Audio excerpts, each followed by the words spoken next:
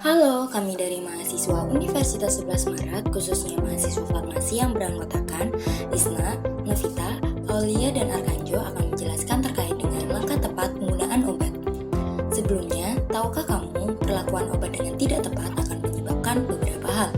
Beberapa hal diantaranya yaitu pengobatan yang tidak efektif dan berbahaya bagi pengguna.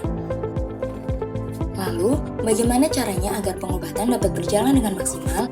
Sebelum ke sana, kita baca-baca dulu yuk tentang jenis-jenis obat.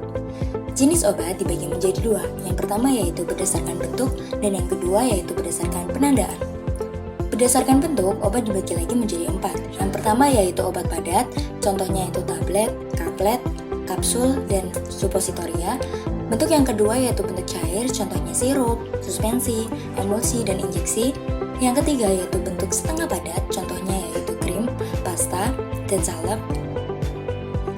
Kemudian yang terakhir yaitu sediaan dalam bentuk gas, contohnya inhaler dan aerosol. Lalu bagaimana dengan penandaan? Berdasarkan penandaan, obat dibagi menjadi 3. Yang pertama yaitu obat bebas, obat yang dapat dibeli tanpa menggunakan resep dokter. Yang kedua yaitu obat bebas terbatas, obat yang dapat dibeli tanpa menggunakan resep dokter, tetapi harus memperhatikan aturan pakai. Yang ketiga yaitu obat keras, obat yang harus dibeli dengan menggunakan resep dokter. Nah, sekarang sudah tahu kan obat-obat apa saja yang beredar di sekitar kalian? Oh, begitu. Lalu selanjutnya bagaimana? Apa itu saja yang perlu diperhatikan? Tentu tidak, kalian harus memperhatikan terkait dengan langkah tepat menggunakan obat. Perhatikan aturan pakai terkait dosis, frekuensi, lama pakai, dan rute pakai. Berdasarkan dosis, paracetamol 500 mg artinya setiap satu tablet mengandung 500 mg paracetamol. Pada sirup, paracetamol 120 mg per 5 ml artinya setiap 5 ml obat mengandung 120 mg paracetamol. Untuk aturan pakai, 1 kali sehari artinya obat digunakan setiap 24 jam.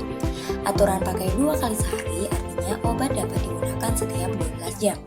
Kemudian, aturan pakai 3 kali sehari artinya obat dapat digunakan setiap 8 jam. Hal ini berbeda dengan lama pemakaian obat. Apa itu lama pemakaian obat? Lama pemakaian obat adalah waktu yang dibutuhkan obat untuk mencapai efek terapi atau efek pengobatan. Hal yang harus diperhatikan dalam waktu pemakaian obat yaitu antibiotik. Obat antibiotik harus dihabiskan. Kemudian terkait dengan rute pemberian. Rute pemberian melalui mulut contohnya yaitu kapsul dan sirup. Pemberian melalui mata yaitu contohnya salep mata dan tetes mata. Pemberian melalui telinga contohnya yaitu tetes telinga. Pemberian melalui intravena contohnya yaitu untuk sediaan injeksi. Dan pemberian melalui saluran pernafasan contohnya yaitu sediaan inhaler untuk pasien asma. Dan yang terakhir yaitu pemberian melalui rektal atau anus contohnya suppositoria, ovula, dan enema. Apabila Anda mengalami gejala seperti mual, ruam-ruam atau gatal-gatal, dan sakit perut, segera hentikan pengobatan dan konsultasikan diri Anda kepada dokter. Ceritakan apa yang Anda alami kepada dokter agar mendapatkan penanganan khusus. Awas antibiotik. Antibiotik perlu penanganan khusus. Khusus untuk antibiotik ada beberapa hal yang perlu kalian perhatikan. Yang pertama yaitu hanya untuk penyakit infeksi karena bakteri. Ingat ya, hanya karena bakteri. Yang kedua, pembelian hanya disertai dengan menggunakan resep dokter.